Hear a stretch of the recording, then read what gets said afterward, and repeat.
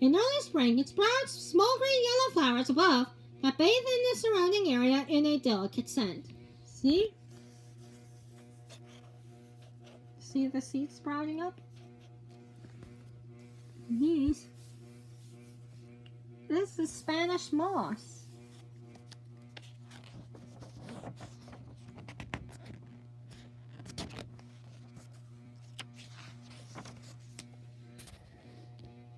In a forest of slash pines, the yellowish brown of cinnamon ferns offers a lively autumnal contrast to the green of saw palmettos.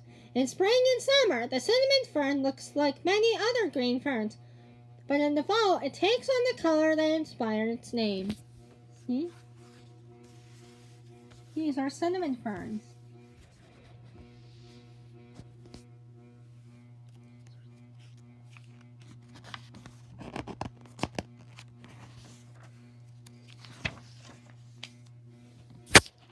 The plastic-looking plants at right are insect eaters. In the Okefenokee, they grow in lead-acid soil that is poor in nitrogen and phosphates, main elements in the making of proteins, lacking enough sustenance from the earth. The plants get it from the bodies of insects, which they trap and ingest. The types of traps vary. Sundews and butterworts near right exude a sticky substance that turns them into a natural kind of flypaper. Pitcher plants, far right top, have a tubular pitcher with a slick lining that prevents insects from climbing back out once in bladderworts, far right bottom, and snare their prey by means of a host of vesicles, tiny bladder-like vessels growing from their leaves. Each vesicle is equipped with a trapdoor device, and when an insect trips this mechanism, the door slams shut. Fly trapped in the on sundew. Oh, he cannot escape. Yellow butterwort. Tubes of a pitcher plant.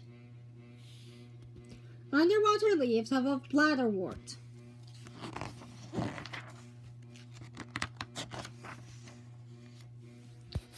An ancient bald cypress, half its crown blasted away by wind or sheared off by lightning, rises solidly on its buttressed trunk by the side of the Suwannee River. This veteran specimen, more than 70 feet tall, has weathered hurricane, fire, and drought in the swamp for some 300 years. And this is a bald cypress. Of two kinds of cypresses that flourish together in the southern swamp areas, the bald cypress has characteristic open needles above that fan out from the smaller branches.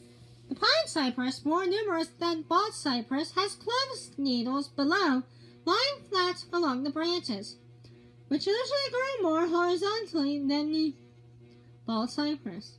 See, this is the bald cypress, and this is the pine cypress. Bald cypresses' background tower over their shorter relatives. The pine cypress is as autumn begins to clothe both varieties with color. See? They're changing color because of fall.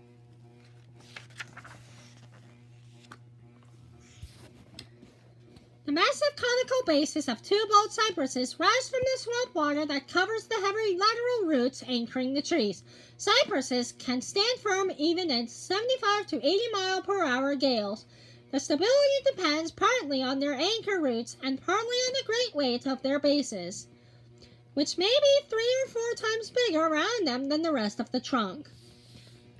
Rarely exposed in this fashion, great roots radiate from a pine cypress. Normally the roots are not seen, but a combination of factors has laid them bare. A drop in the water level followed by either a flood that washed away the muck covering the roots or a fire that burned off the surrounding peat.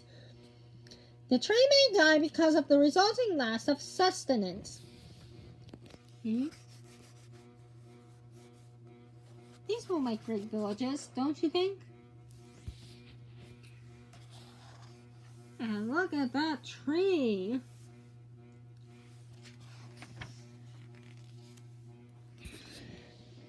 Knobby cypress knees protrude through the water from the submerged roots of a bald cypress tree.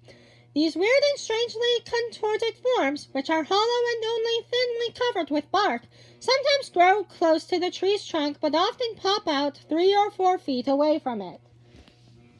See?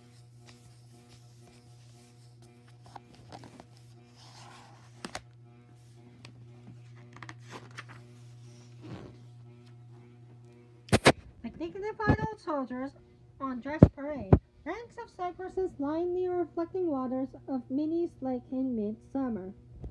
The lake, in the center of the Okefenokee, is usually wide part of the Sewanee River and is clear of the plants that clog up other swamp waterways. See? This is Minnie's Lake.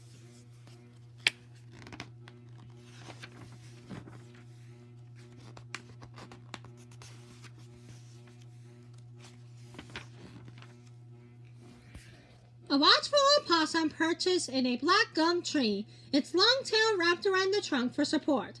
A nocturnal creature, the opossum is related to the